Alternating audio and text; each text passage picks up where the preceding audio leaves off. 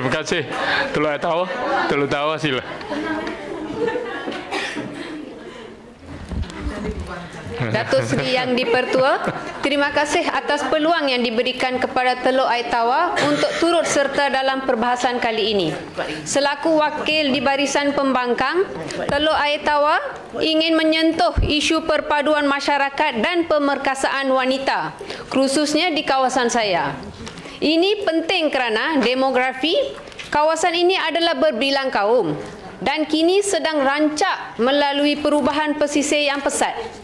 Perpaduan masyarakat bukan sekadar hubungan antara kaum, tetapi juga tentang keadilan sosial dan kesamarataan peluang. Apabila satu kelompok masyarakat tertinggal sama dan dari segi ekonomi atau penyertaan sosial, maka asas perpaduan itu akan jadi rapuh.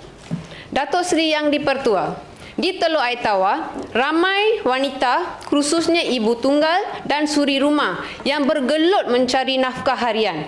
Mereka mempunyai semangat untuk berdikari, tetapi kekurangan peluang, latihan dan sokongan untuk mengembangkan potensi mereka.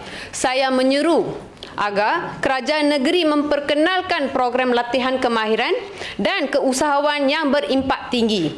Bukan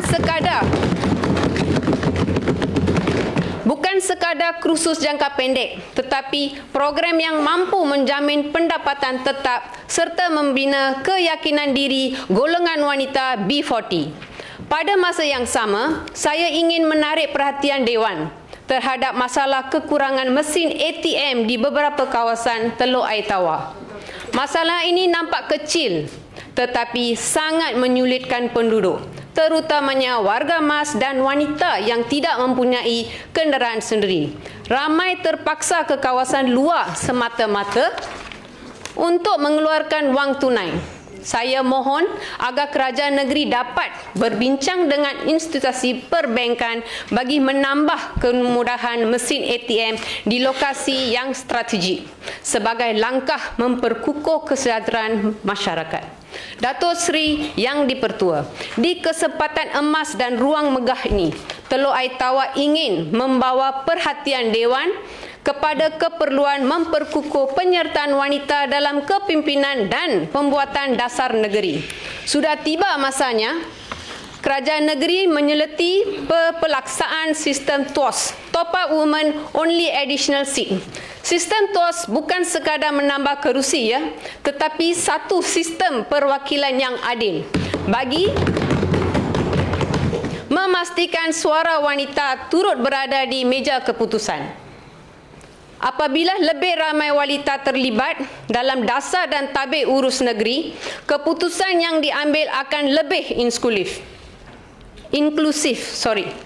berperi kemanusiaan dan berpaksikan nilai perpaduan.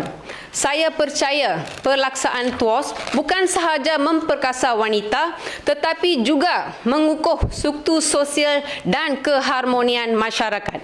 Apabila wanita diberi peluang yang sama rata dalam ekonomi, politik atau komuniti, keseimbangan sosial akan wujud dan dari situlah lahir masyarakat yang benar-benar bersatu.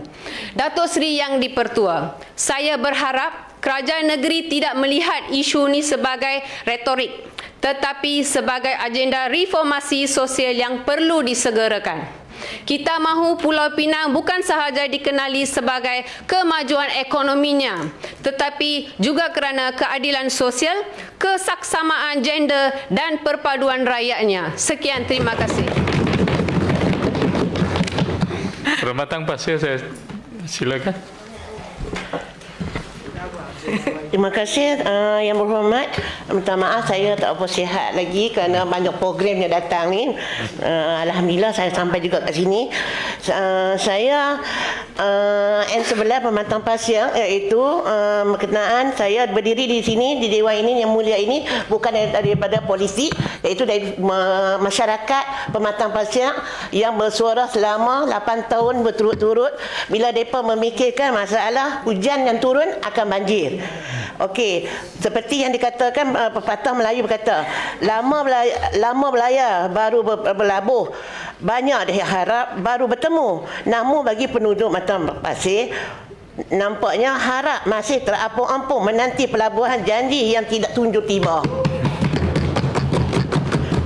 Okey, isu yang pertama saya akan bertanya mengenai menjeritan pematang rawa, iaitu bila kawasan hujan saja mereka akan berfikiran iaitu banjir. Bila hujan mereka akan tak tidur lena, sentiasa ubah kereta, angkat peti ais.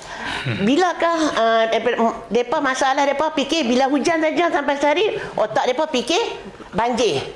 Banjir.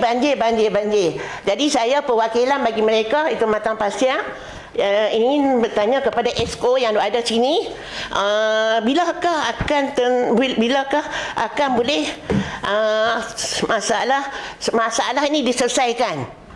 Masalah pemanjiran banjir diselesaikan dengan parit sempit dan kotor dan semak samun, dan mereka sentiasa dalam kesempitan. Bila hujan ingat banjir, bila hujan ingat banjir.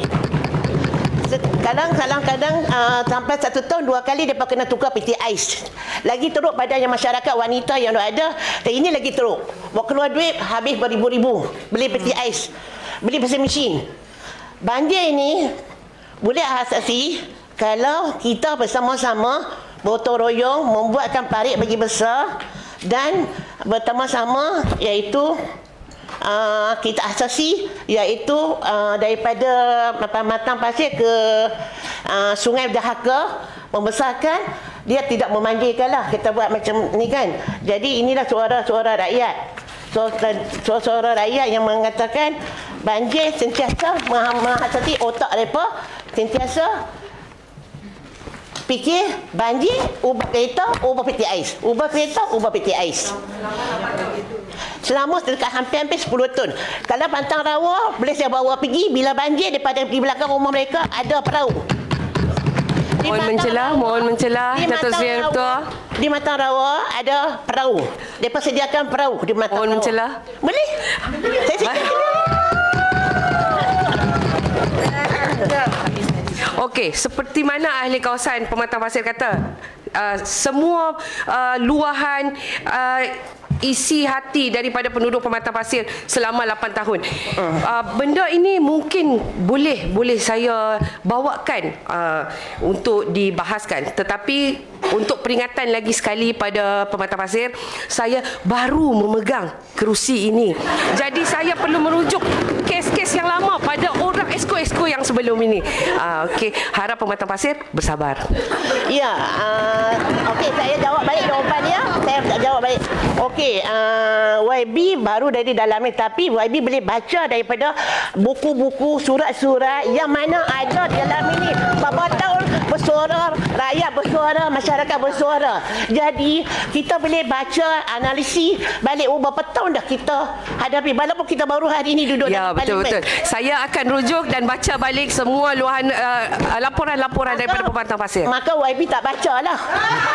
Maka YB tak selidik dalam masalah rakyat Pematang Pasir baru kemukakan perbahasan. Boleh YB jadi tak ada masalah untuk saya beri jawapan selepas ini. Boleh YB boleh meminta rakyat baca, analisis. Saya tak boleh lah nak minta rakyat baca apa semua. Tapi saya akan bantu baca dan bantu pada Pematang Pasir. Esko yang pertama kali turun padang. InsyaAllah. Saya tidak akan mengulangi kesilapan Esko sebelum ini. Padang dia tak tahu masalah rakyat. Ya, saya tidak akan mengulangi kesilapan Esko sebelum ini, dan saya sendiri akan turun padang berjumpa dengan rakyat Pematang Pasir. Ya. Dan yang keduanya Dewan Datuk Seri Paduka Datuk iaitu jalan raya. Bukan daripada Matang ke Matang Pasir, jalan yang sempit. Hari-hari jam. Tapi soalannya sudah dalam parlimen yang betulnya dah bagi jawapan hampir 5 tahun, tapi belum lagi selesaikan cara tu. Dan ini suara daripada dari suara Pematang Poh yang menghadapi masalah berdepan dengan masjid dengan sekolah. Jadi bila jam, mereka sampai aksiden pada sampai macam mana saya nak abang sampai bergaduh pada. Jadi benda ni dah bertahun-tahun dah. Tapi tolong Esko bagi tahu kenapa tak boleh asasi lagi jalan tu. Okey, Tuan Speaker, terima kasih banyak-banyak. Itu saja.